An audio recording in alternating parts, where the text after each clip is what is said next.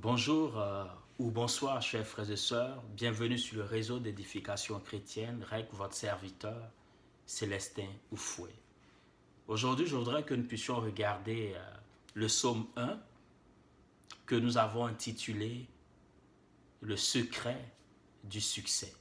Donc, nous voulons regarder dans ce psaume-là et faire ressortir le secret du succès. Mais pourquoi nous voulons parler du secret du succès? Fondamentalement, lorsque nous regardons le livre de Josué, Josué au chapitre 1, le verset 8, Josué dans son intervention ou dans son dialogue avec l'Éternel après la mort de Moïse, l'Éternel va lui donner des instructions. Et parmi les instructions qu'il va donner au verset 8, il dit ceci, que ce livre de la loi ne s'éloigne point de ta bouche, médite-le jour et nuit, afin d'agir fidèlement selon tout ce qui est écrit. C'est alors que tu auras du succès dans toutes tes entreprises, c'est alors que tu réussiras. Donc en lisant ce texte montre déjà que notre Dieu, créateur du ciel et de la terre, a le souci que tous ceux qui mettent en lui leur confiance puissent avoir du succès. Tous ceux qui mettent en lui leur confiance puissent avoir la réussite, puissent être en paix en réalité. Alors il donne les éléments de base à Josué, c'est-à-dire où aller puiser pour avoir du bien-être, où aller puiser pour être épanoui, où aller puiser pour avoir du succès. Nous l'avons vu dans les tests précédents que nous avions présentés ici, parlant des 4 lois spirituelles. La deuxième loi, on a dit dans la deuxième loi que l'homme est pécheur, il ne peut pas bénéficier du plan merveilleux que Dieu a pour lui. Pourquoi? Parce qu'il se détourne de Dieu. Dieu n'est pas au centre de sa vie, donc il ne peut pas discerner les pensées de Dieu. Alors, quand on connaît Dieu, quand on tourne nos regards vers Dieu, Dieu nous donne la capacité de pouvoir discerner ses pensées. Alors, je voudrais que nous puissions regarder aujourd'hui le psaume 1, intitulé Le secret du succès, et tirer les éléments qui nous permettent, que Dieu nous montre, pour gravir des échelons, pour marcher vers le succès que nous désirons. Mais il y a un fondamental. La Bible déclare que sert-il un homme de gagner le monde s'il perdait son âme? Donc, une façon de dire que le succès, ce n'est pas l'acquisition en abondance des biens matériels si nous perdons notre âme. Le succès, ce serait donc un épanouissement spirituel, un épanouissement matériel, un épanouissement social, un épanouissement psychologique et un épanouissement mental. Si je venais à définir le succès, la réussite ou la prospérité, je la présenterais dans ce sens-là. Mais fondamentalement, ce succès ou cette prospérité a pour fondement Dieu l'Éternel. Pourquoi Dieu l'Éternel? Parce qu'il est celui-là même qui nous donne la capacité de nous mobiliser, de nous mouvoir. L'être et le mouvement sont à lui, n'est-ce pas? Pourquoi le fondamental, c'est Dieu? Parce que c'est lui qui est capable d'ouvrir pour nous des opportunités. C'est à lui que l'on est capable de créer afin que des portes s'ouvrent en notre faveur. Quand il a dit oui, c'est oui. Quand il a dit non, la chose est non. Et personne ne peut agir. Quand Dieu ferme une porte, personne ne peut l'ouvrir. Quand il ouvre une porte, personne ne peut la fermer. À ce titre-là, le succès, c'est notre relation avec Dieu. Chers frères et sœurs, je voudrais que nous puissions prier et présenter le secret du succès dans le psaume 1. Prions. Seigneur Dieu, je te bénis, je te dis merci. Père, toi qui as créé toutes choses, toi qui es bon à notre égard, toi qui es tout puissant à jamais. Seigneur, viens bénir ces instants d'écoute de ta parole, de partage de ta parole. Je te prie afin que tout en moi soit soumis à toi, Seigneur, mon esprit, mon âme, mon corps. Tout en moi soit soumis à toi, Seigneur. Je te prie pour mon frère, je te prie pour ma sœur qui m'écoute aussi en ce moment, ou du moins qui t'écoute au travers de moi, Seigneur. Je te prie que Dieu, tu bénis sa vie, Seigneur. Tu étends ta main dans son cœur. Tu étends ta main dans ses pensées. Tu étends ta main dans son corps, dans son âme et dans son esprit. Seigneur, tu manifestes ta puissance dans sa vie et que tu bénis, Seigneur, cette sœur. Tu bénis ce frère. Tu bénis cette personne, Seigneur, qui t'écoute, ô Éternel des armées. Père, nous voulons parler aujourd'hui du succès. Seigneur, du secret du succès, Seigneur. Tu es le Dieu qui donne le succès éternel. Et nous voulons le présenter. Nous te prions que Dieu, dans ta grâce, tu étendes ta main pour nous conduire par ton esprit. Et permettre, Seigneur, que Dieu, nous puissions entrer dans cette grâce de succès que tu accordes par ta parole, Seigneur. Père, conduis-nous par ton esprit. Seigneur, conduis-nous par ton esprit. Au nom de Jésus. Amen. Amen. Donc, nous voulons parler du succès, comme je l'ai dit tantôt, parce que ça et là, il y a tellement d'enseignements qui parlent tellement d'enseignements de développement personnel qui nous parlent de prospérité, qui nous parlent de succès, ça et là, mais en réalité, la vraie prospérité, le vrai succès, c'est ce que Dieu nous présente et c'est ce que Dieu nous donne. Donc, je voudrais que nous puissions regarder ensemble le psaume 1. Je vais faire la lecture. Heureux l'homme qui ne marche pas selon le conseil des méchants, qui ne s'arrête pas sur la voie des pécheurs et qui ne s'assit pas en compagnie des moqueurs, mais qui trouve son plaisir dans la loi de l'Éternel et qui la médite jour et nuit. Il est comme un arbre planté près d'un courant d'eau qui donne son fruit en sa saison et dont le feuillage ne se flétrit point. Tout ce qu'il fait lui réussit. Il n'en est pas ainsi des méchants. Ils sont comme la paille que le vent dissipe. C'est pourquoi les méchants ne résistent pas au jour du jugement, ni les pécheurs dans l'assemblée des justes. Car l'Éternel connaît la voie des justes, et la voie des pécheurs mène à la ruine. Donc c'est ce psaume-là que je voudrais, frères et sœurs, que nous puissions regarder ensemble ce jour. Et lorsque nous regardons ce psaume, le premier verset du moins nous donne 3 éléments. D'abord, le premier élément qui fait ressortir, il part avec un sentiment que l'on peut avoir. L'on peut être heureux. Quand on dit on est heureux, c'est-à-dire on est épanoui. C'est-à-dire on est joyeux. C'est-à-dire qu'on a la paix. C'est-à-dire on a la tranquillité. C'est-à-dire on n'est point troublé. On est heureux. Il dit heureux l'homme qui ne marche pas selon le conseil des méchants. Donc, premier élément de ton succès, premier élément de ta réussite, c'est de ne pas marcher selon les conseils des méchants.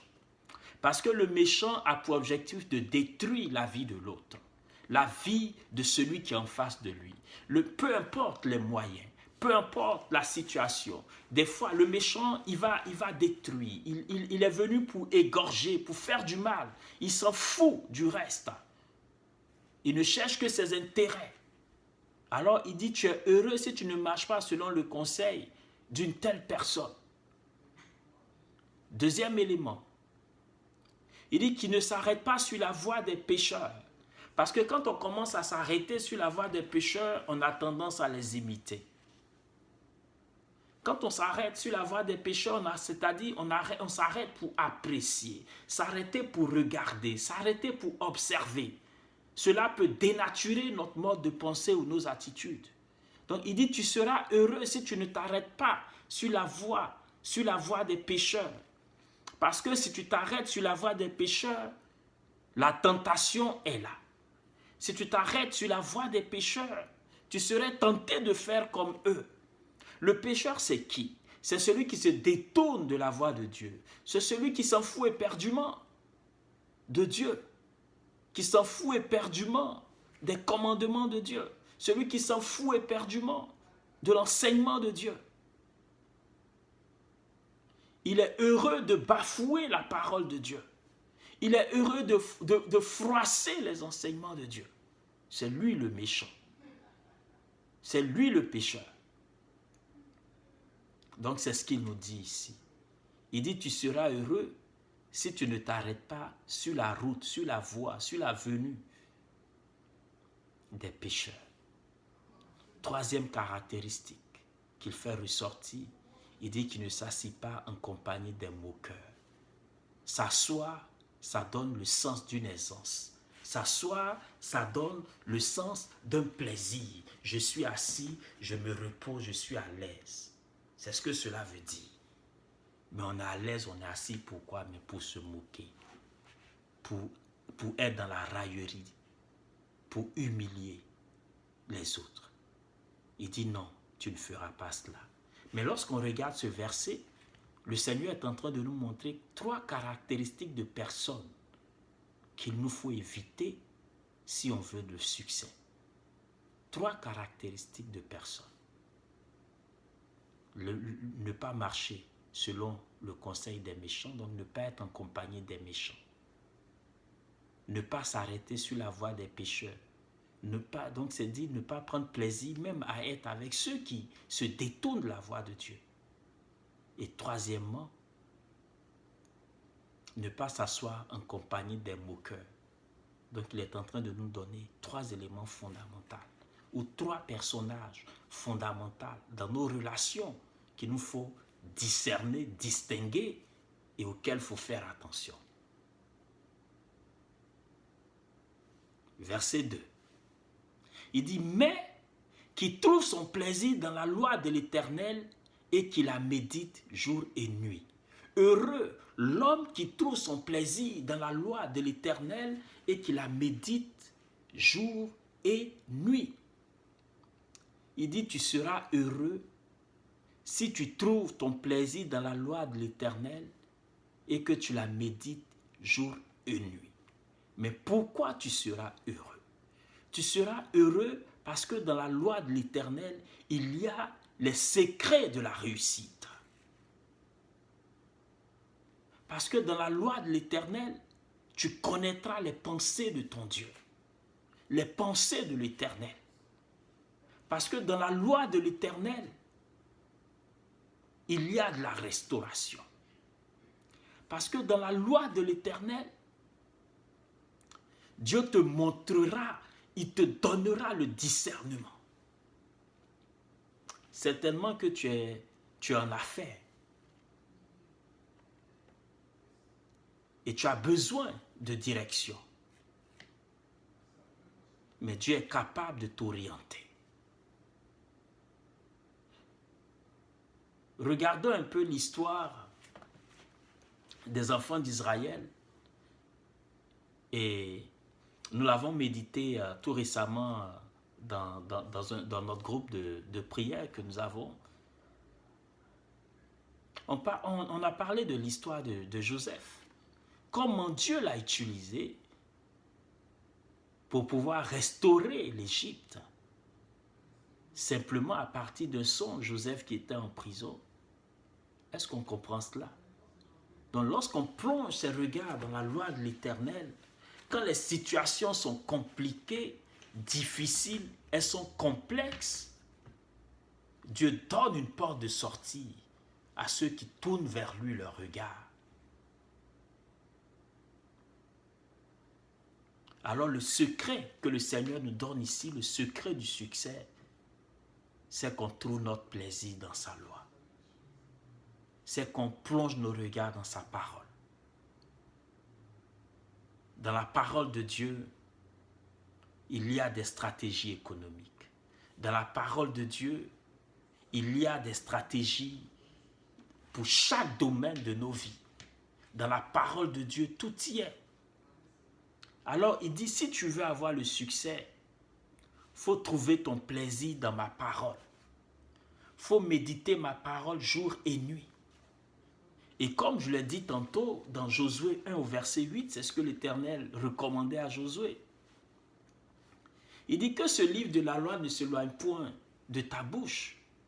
Médite-le jour et nuit, afin d'agir fidèlement selon tout ce qui est écrit. C'est alors, il dit c'est alors, donc comme conséquence, tu auras du succès dans tes entreprises. C'est alors que tu réussiras. Alors Dieu est en train de nous dire que le succès et la réussite se trouvent dans sa parole. C'est le secret que je voudrais partager avec vous aujourd'hui. Le bien-être psychologique, le bien-être social, le bien-être mental se trouve dans la parole de l'Éternel. David disait, j'ai été jeune et j'ai vieilli, Je n'ai jamais vu le juste abandonné, ni sa postérité mendier son pain. C'est ça, le bien-être. Oui, j'ai été jeune et j'ai vieilli. Il n'était pas en train de dire, je n'ai jamais connu de difficultés, je n'ai jamais connu de problèmes. Mais il montrait la fidélité de Dieu lorsqu'on s'attachait à sa parole. Alors je veux toi aussi te dire que ton Dieu est fidèle. Et le secret et la réussite pour lesquels tu fournis beaucoup d'efforts dépendent de Dieu. Voilà pourquoi il dit heureux l'homme qui trouve son plaisir dans la loi de l'Éternel et qui la médite jour et nuit. Au verset 3, on voit la conséquence d'une telle personne. Celui qui porte ses regards dans la parole de Dieu jour et nuit, qui la médite jour et nuit et qui agit selon ce qui est écrit. Au verset 3, le psalmiste fait une comparaison avec un arbre planté près d'un courant d'eau. Il dit, il est comme un arbre planté près d'un courant d'eau. L'arbre qui est planté près d'un courant d'eau est bien arrosé. L'arbre qui est planté près d'un courant d'eau bénéficie des nutriments de la terre convenablement. L'arbre qui est planté comme un courant d'eau est un arbre solide, est un arbre qui est frais, est un arbre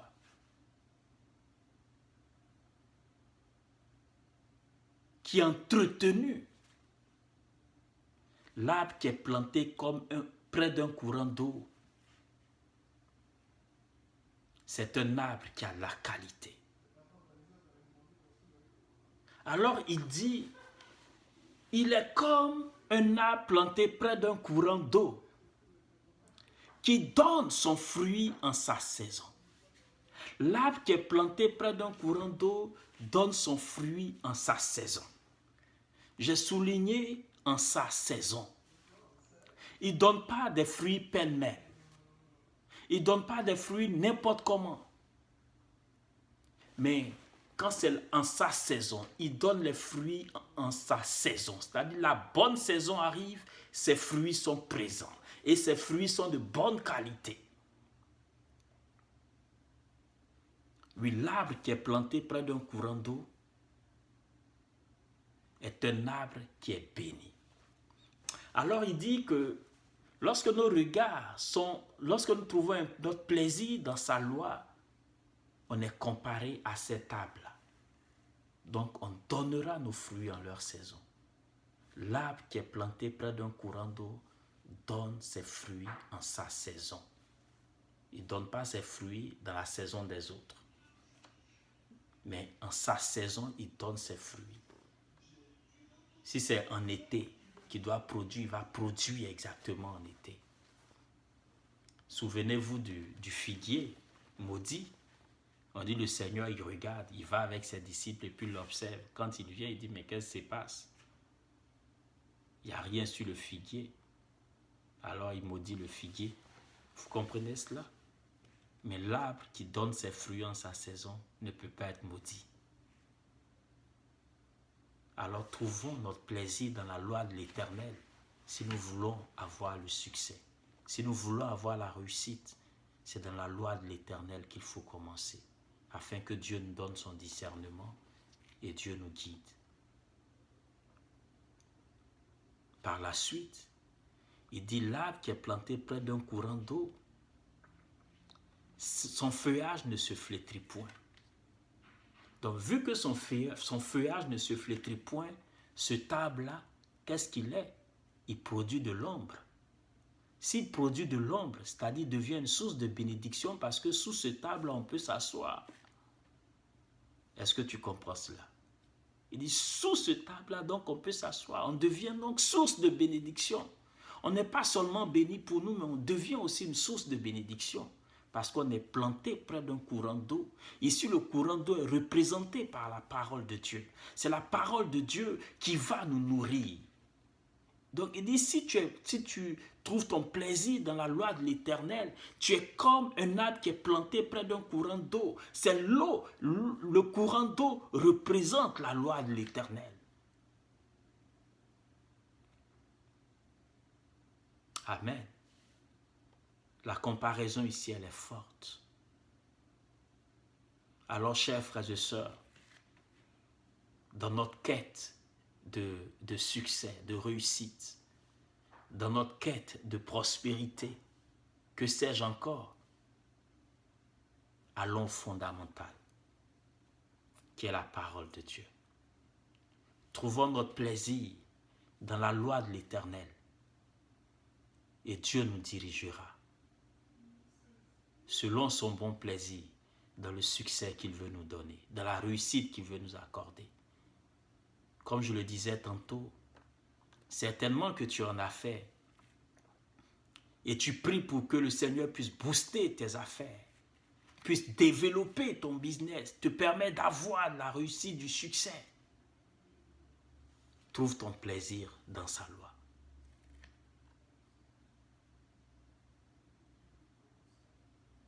Certainement que tu étudies aussi. Trouve ton plaisir dans sa loi. Certainement que tu t'attends à une promotion au travail. Trouve ton plaisir dans sa loi. La bénédiction de l'Éternel n'est suivie d'aucun chagrin, déclare la parole de Dieu.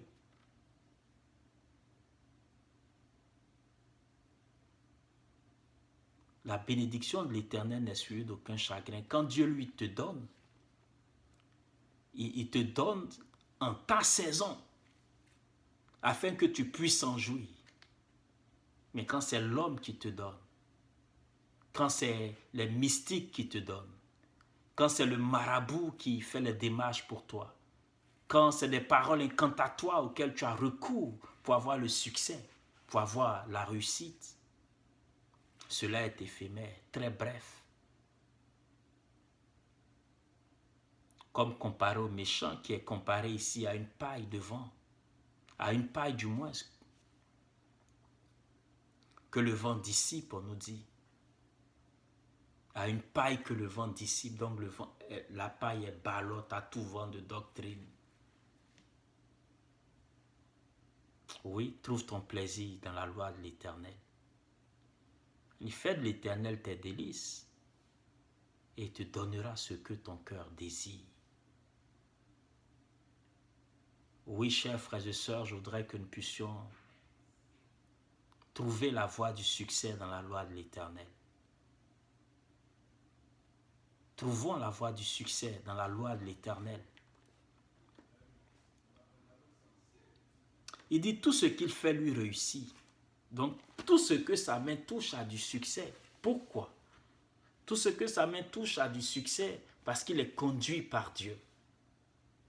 Tout ce que sa main touche a du succès parce que c'est Dieu qui va coordonner toutes choses en sa faveur. Frères et sœurs, le Seigneur, comme il le disait à Josué, que ce livre de la loi ne s'éloigne point de ta bouche. Médite-le jour et nuit afin d'agir fidèlement selon tout ce qui y est écrit, afin d'avoir du succès dans tout ce que tu entreprendras. Il dit, c'est alors que tu réussiras. Et cette parole est vraie encore aujourd'hui.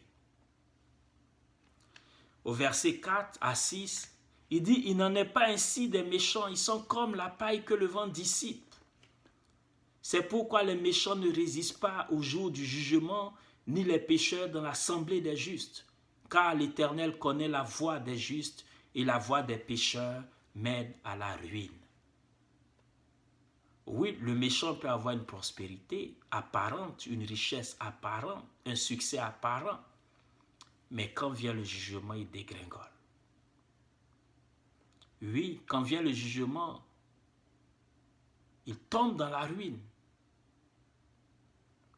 Voilà pourquoi il ne faut pas que nous puissions envier le méchant.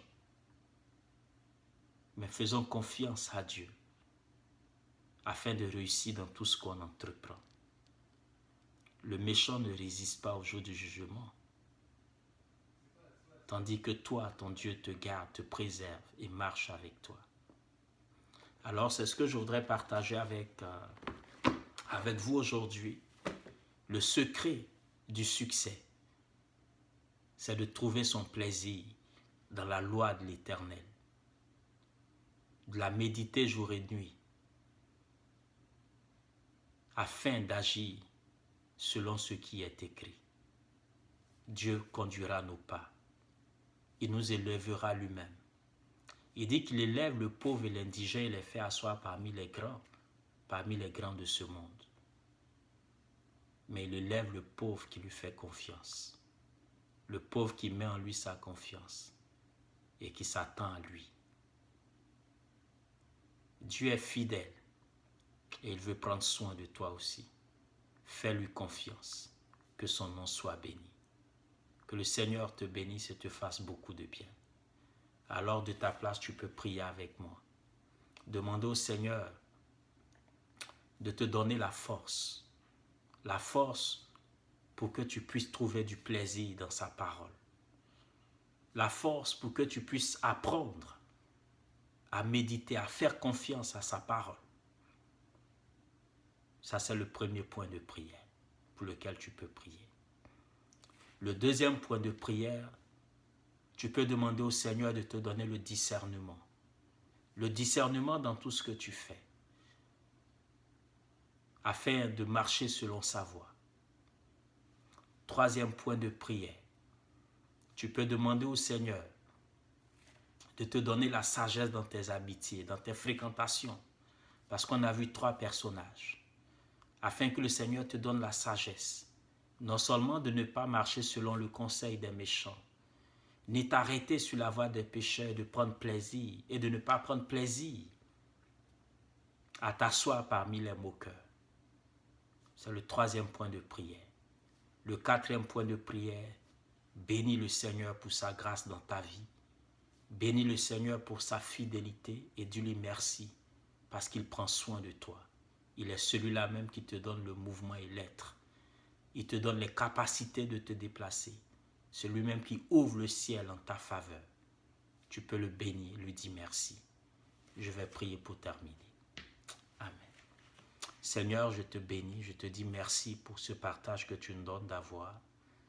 Seigneur Dieu, donne-nous de la sagesse dans nos amitiés. Seigneur, dans le choix de nos amis. Conduis-nous, Seigneur Dieu, à faire de bons choix. Père, donne-nous d'éviter, Seigneur, le méchant, les conseils du méchant. Donne-nous d'éviter de nous arrêter sur la voie des pécheurs. Donne-nous d'éviter, Seigneur Dieu, de nous asseoir parmi les moqueurs. Père, je te demande pardon toutes les fois où nos vies n'ont pas été des modèles au-devant de toi.